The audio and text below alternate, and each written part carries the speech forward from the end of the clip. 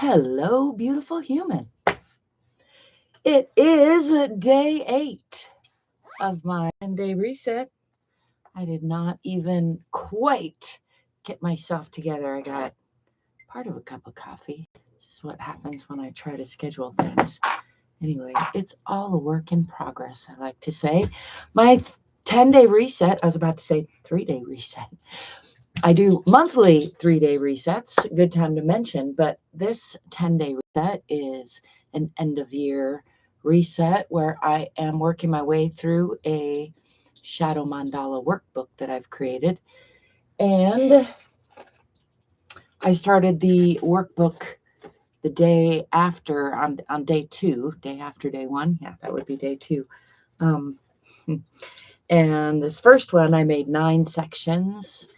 And then I made another one with 8 sections. Really has 9 sections as well. One in the middle and 9 or 8 around. 8 around the sides and 1 in the middle. Because that's a lot easier to draw. So my intention is to share real time my reflections, my experiences, and in typical fashion, I have not prepared. Other than doing all this, I haven't prepared for today at all. I haven't actually done much reflecting today. In other days, so it varies. That's how this kind of process is. So I guess it's not entirely accurate to say I haven't prepared, but I haven't done any drawing in my mandalas yet. But today in this mandala is written the word desires, and yesterday was about the gifts. Today I will be exploring symbology having to do with desires. My puppy desires something from under the shelf or guitar. He's good at putting things under there and then desiring them. And in this one, a little bit, this is my second run through, so maybe a little more thought through with the archetypes. I am exploring the archetype of the mystic or sage.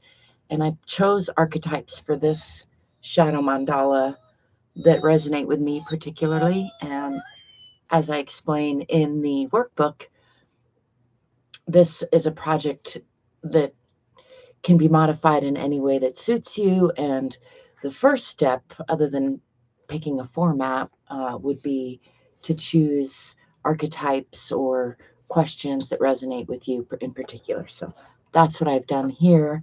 And certainly the archetype of the mystic or the sage is one that I embody often.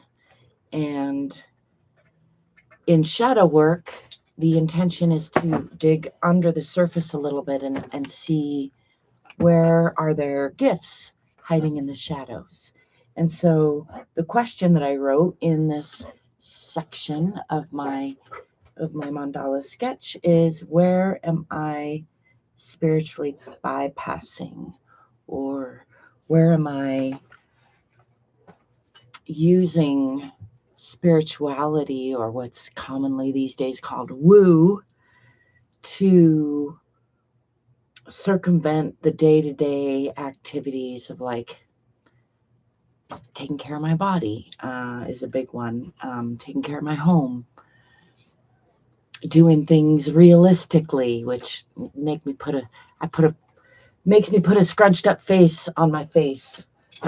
Doesn't make me, but I tend to, which are all clues about my feelings about reality versus like that mystical or transcendental aspect. And the shadowy side of that is that I can end up bypassing the day-to-day things that need taken care of, like my body and my house and my puppy dog friend. Even though I did walk him earlier, he's taken care of. Not to worry. And I'm taking care of the body as an ongoing process, and a puppy for that matter. There's a lot of parallels. My dog friends teach me a lot about how to care for them and for me. I'm sure I'm not alone, and probably you can let me know if you can relate to that. I have a dinner date here coming up in just a few hours, less than a few hours, with my son and my mother and my son's fiance. And that is like so much different from last year and any other year for that matter. Partly because my son has a fiance. That's never happened before. But also, just this whole year is feeling very different. And as is usually the case with hindsight, it's easy to look back and it all makes sense and you can see how it was coming for a long time. But I was just saying to my mom a little bit ago that I really do feel like there's this increased distance in humanity. And off the cuff, I'm thinking it has to do with a whole lot of things, but one of them might be this kind of spiritual bypassing that I'm talking about, where it's like there's a dualistic nature, as there are to so many things, right? So on the one hand, it's maybe the death of God, as it's called, and the loss of so many religious practices that, even though I don't agree with a lot of the foundation of a lot of religions, on the flip side, I do agree with a lot of the foundation of a lot of religions in the aspect of good habits. You know, in general, most religions have some good habits instilled in them, and humans seem to need structure. So I can see that religions served a purpose for a lot of our history. And now that there's been such an upheaval, although there's always this churning and revivals and,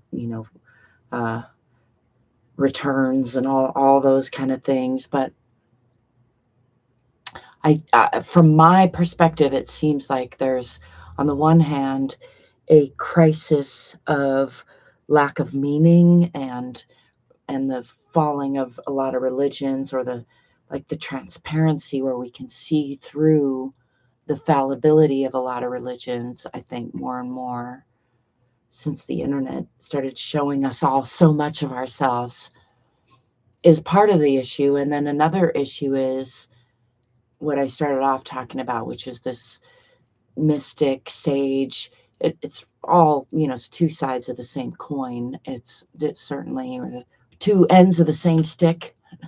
Anyway, it's certainly related and hard to see where one ends and one begins through some lens, but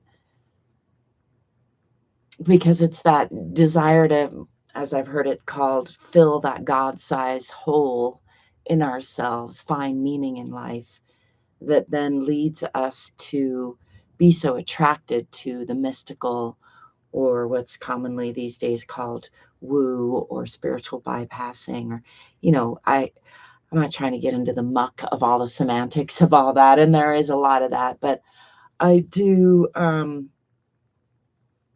think we can all see there's some truth in the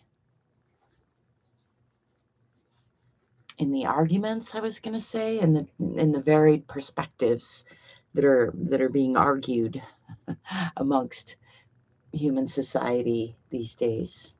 That made sense in my head, but I don't think it quite made sense when it came out of my mouth to my own ear. I'll have to listen back and see.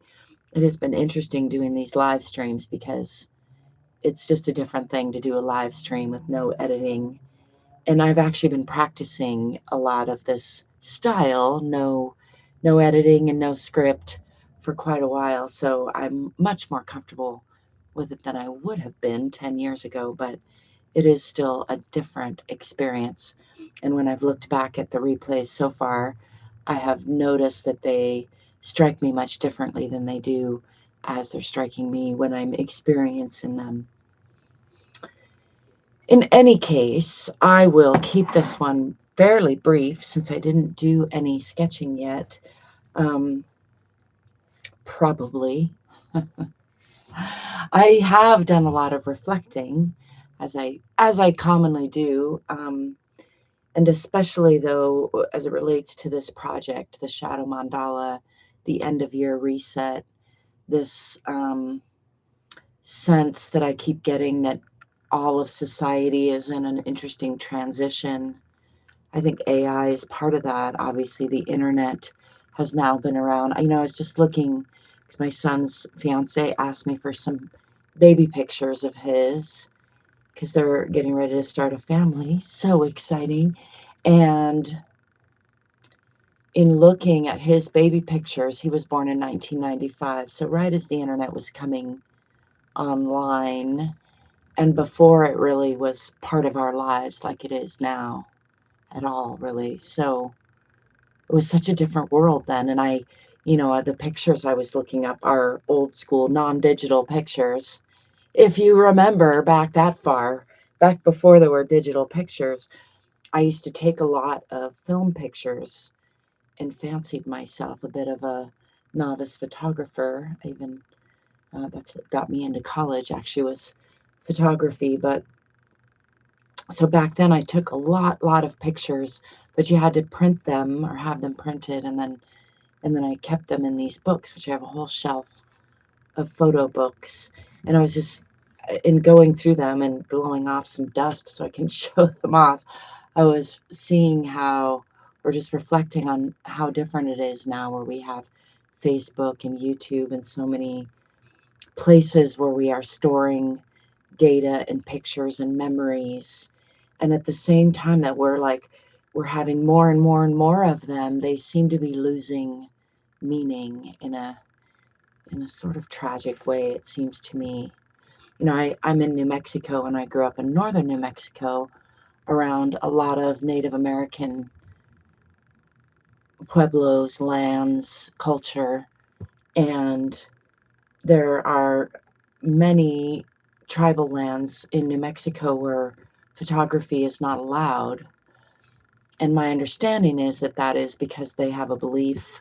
Well, here's the crude, rudimentary explanation that I was given as a child, which admittedly, I haven't really dug into very much. But the explanation I was given is that there was a, I think it was called a fear, but there was a sense that your soul would be taken if a picture was taken of you or something of your essence was stolen with a photograph. And so a lot of native cultures don't like their pictures taken of themselves or of their homes or their lands, really. And then there's also this exploitation factor that's been going on with Native American culture for ever since it was exiled into these lands, right? Um, and I have some of that blood in me, and I also have a lot of European blood in me. And I did study some of both of those cultures through the literature, tough word for me, which is very interesting. And you quickly see that there isn't much literature from these other cultures. European culture is in part so successful because of the written word, because of the alphabet, which pinky finger asterisk makes me think of The Alphabet versus the Goddess, a book perhaps worth reading. I don't know, it's a 25-hour audiobook on 1.5 speed, I think, some ridiculous length, but it's making that connection in a very interesting way. If you're interested in that kind of thing, then I recommend giving that a deep dive, and put it on the audiobook on 1.5 speed, or getting into it nice and slow. It's probably actually a better read than an audiobook, because it's very ironically, as it's criticizing the alphabet for being at the heart of our current patriarchal society, it's also extremely thick in language and written word, linear written word. Anyway, all of that I literally have in my blood, in my veins, and I'm willing to bet a good number of you do as well, whether you know it or not. I think more of us are mutts than no. Have been acutely aware of my muttness my whole life. I was born without any father's name on my birth certificate, so that has put me in a in a special place in that regard. Yeah, all of that just to say that I think there is a disconnection going on. And if I apply like what I learned in the mythology from that deep dive into native cultures, I could frame it as a well predicted demise brought on by this patriarchal white devil, air quotes, over culture, the colonizing over culture. I don't like any of those words. That made me make that face again. I think a more accurate term, colonizer, gets closer to it, but I think a lot about consciousness and unconsciousness.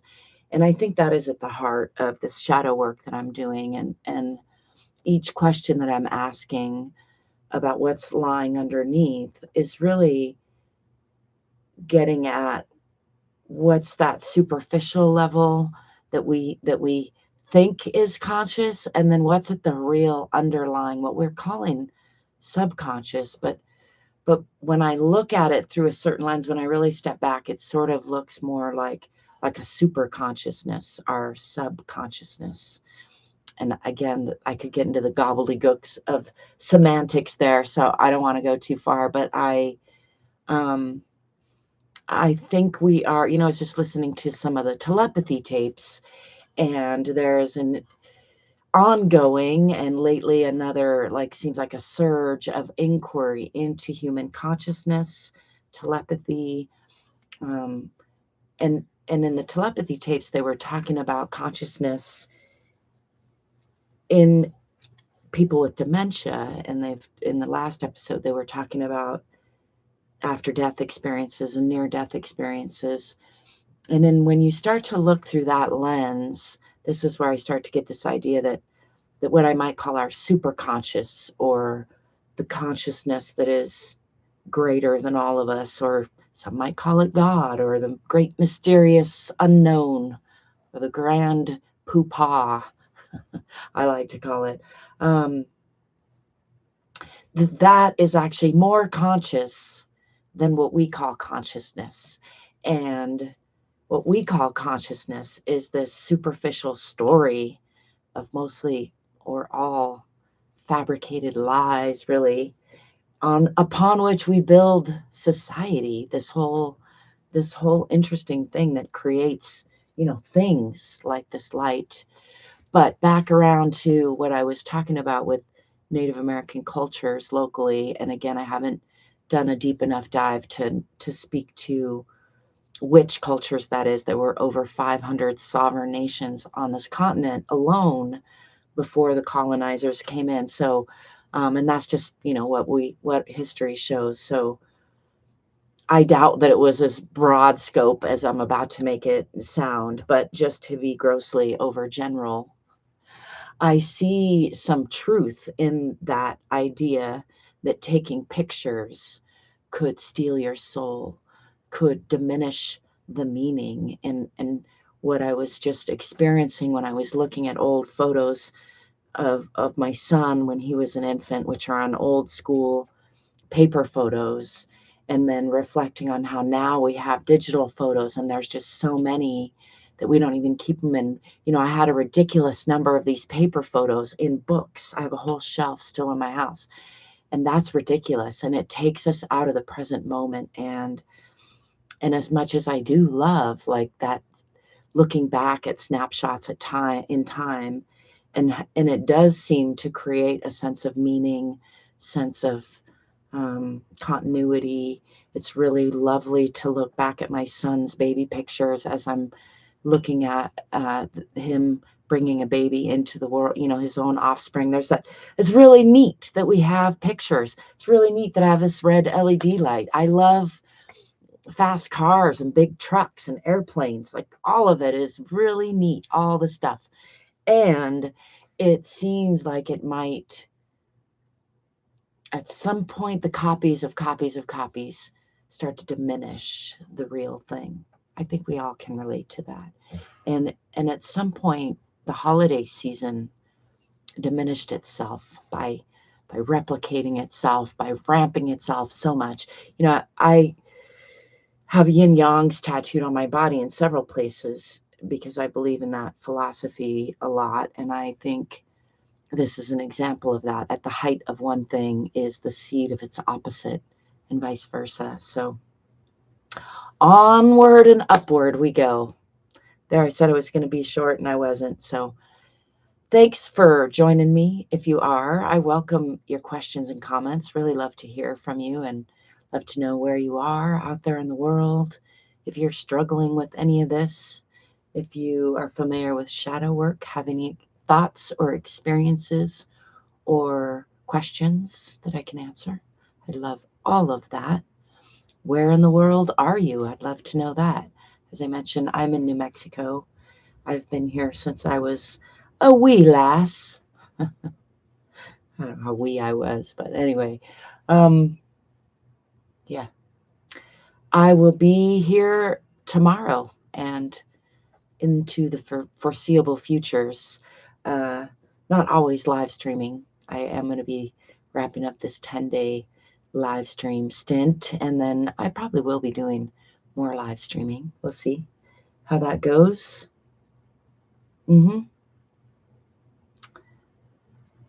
Ciao for now.